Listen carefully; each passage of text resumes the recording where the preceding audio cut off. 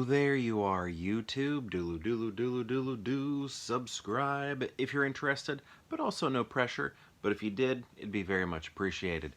Hey, we are going to do a random ranking today, and basically what that means is we're going to go to my movie collection behind me and pick out 3 movies at random, maybe even with my eyes closed, probably not, and then rank them from most favorite to least favorite based on whatever criteria we come up with. I say we because I'll rank them here in the video. But if you'd like to rank them in the comments below, please feel free to do so. Then I'll hop into that comment section, and then we'll talk about cinema, we'll talk about films, we'll talk about movies, we'll talk about motion pictures. So, let's get to picking some movies, but I will say it is very late, busy time at work for me, extremely busy. So, I was up super late. So I think what I'm going to do, and I've been doing this anyway lately just because I found a spot that was giving us some interesting films, but I'm going to pick 3 movies that are right next to each other and hope that gives us something pretty cool. And I'm going to pick from right here 1, 2, and 3. I think I feel, do I feel 2 snappers? Let's see what we got. Oh, let's not knock anything over. Let's not knock anything over. Now we want to make sure, excuse me, we want to make sure I haven't reviewed these recently, because if I have, then I like to, I like to pull something out that I haven't reviewed in a while. But I think we got some movies that I have not reviewed in a while. First we have You Drive Me Crazy, Britney Spears. Here we have Clarissa Explains It All with this guy. What's he from? He was Aquaman in James Cameron's Aquaman. So this movie, actually, the character that I liked the most isn't even pictured on here. Is he on the back? Doesn't even look like he's pictured on the back, but my favorite character was this guy who was basically vlogging all the time. This was like before YouTube, because this, I'm pretty sure, was a '99 film. Yeah, this is one of those teen movies from 1999. And he was just vlogging life. He was videotaping everything. Videotaping, right? He wasn't taking video. He was like videotaping. That's what we say. For my generation, the young kids, those Gen Zers are probably like, tape. What do they say though? What did Gen Z say? I'm documenting, I'm filming, I'm videoing. Do they still say video? I don't know. I have this mustache hair that keeps tickling me right there. But yeah, it's like the side character. He's like a buddy, and he's like filming everything, and then he like edits this cool video at the end, like holding up a mirror to society. The society that exists in high school. But yeah, Melissa Joan Hart, she was Clarissa Explains It All on Nickelodeon, and here she's in this movie. She's also in my favorite teen movie, Can't Hardly Wait. She's the one that wants everybody to sign her yearbook, Huntington, Huntington, hey, hey, hey. And yeah, that was her, right? Who says that? Huntington, yeah. But yeah, I like this movie. Yeah. Next we have Blade Runner, the director's cut. I'm just going to talk about Blade Runner in general, because aren't there like 3 different cuts of this movie? And I can't remember which one's which. But I actually got to see, I believe, the final cut, the director's cut. I can't remember which one, but one of those cuts I saw in the theater, and it was really cool to see this movie in the theater, projected from film.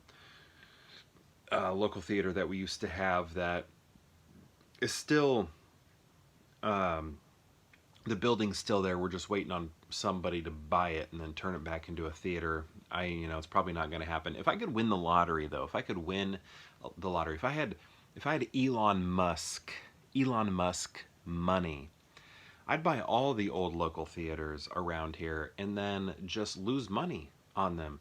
And, I'd curate cinema. That's what my job would be, to lose money on these local theaters that we have.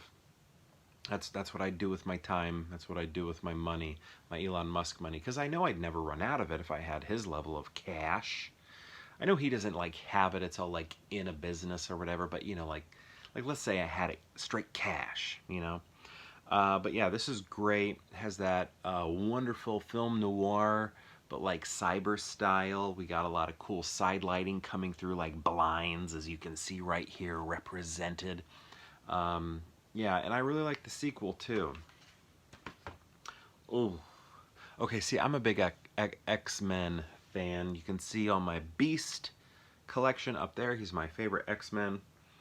And in this movie, whoopsh, we get Beast, played by Kelsey Grammer, and I think he, outside of the animated Beast from the 90s X-Men television show, he's the best Beast that we've had. Sure, he's not comic book accurate, but his demeanor is, and I think that is great, because when we get to Nicholas Hoult, it's like, okay, maybe his feet are accurate, but he's not, I don't feel like he's playing the character right. Don't feel that at all. So technically, we still have not at all gotten a a comic book accurate Beast. But I also know Beast is like a bad guy now. He's like not doing well. I haven't read the comics, but I got buddies who do, and they're all telling me you wouldn't like Beast right now. You wouldn't like him. But you know what? To me, Beast is that '90s cartoon that I grew up with. But he's also Kelsey Grammer cinematically for me.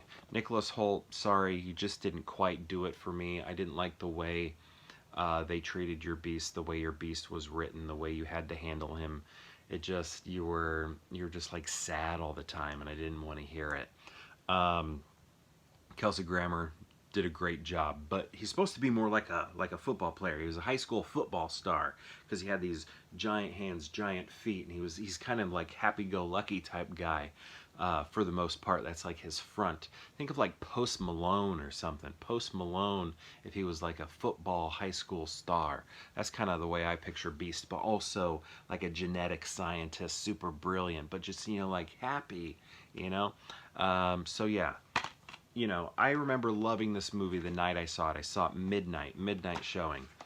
And I thought it was great. But over time, the more I watch it, I'm not as into it. It has some issues, but I still think this movie has some of the most emotional scenes of every X-Men movie ever put to screen. Even if I don't like the decisions, those scenes were still very emotional. But overall, not a good film. I feel like it feels extra static. It's not very dynamic. I know more dynamic comic book movies sort of came out later, but when you think of like what we got in X2, this movie is not a good follow-up. So how are we gonna rank these? Here's the thing, like I love the X-Men, but I also can recognize this isn't the greatest movie, but I think Blade Runner is an amazing movie. And you know what? I didn't always like Blade Runner, actually. I used to say that was one of the movies I didn't like. But then when I was in college, I had this professor. When I was in graduate school, we would sit and talk about movies all the time when I was getting like some cinema credits and stuff. And I mean, he sort of like, broke down the film for me. We talked about it. Um, it sort of turned it into homework for me to understand the movie and dig it more, and it worked. And there's a few movies that are that way for me. I know I've mentioned this before on the channel, but Casablanca is the same way. Wasn't into it, but it's one of my my father-in-law's favorite movies of all time.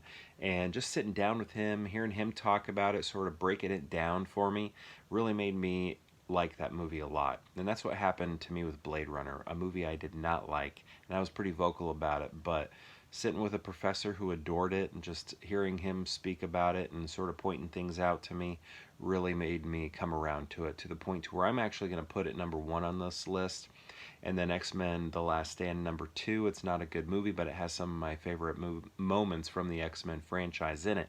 And then we're going to go with Drive Me Crazy. It's been a while since I've seen it. I've never been that big of a fan of this guy right there. But You know, Melissa Joan Hart, always been a fan of hers, at least, you know, Clarissa Explains It All. Loved watching that on Nickelodeon when I was a kid. But this is the ranking: Blade Runner, then X-Men The Last Stand, then Drive Me Crazy. So my question to you is, have you seen these movies? And if so, what do you think of them? And if you've seen all three, how would you rank them? I'd love to know. Let me know in the comments below. And perhaps I'll see you tomorrow for more Pure Hangout.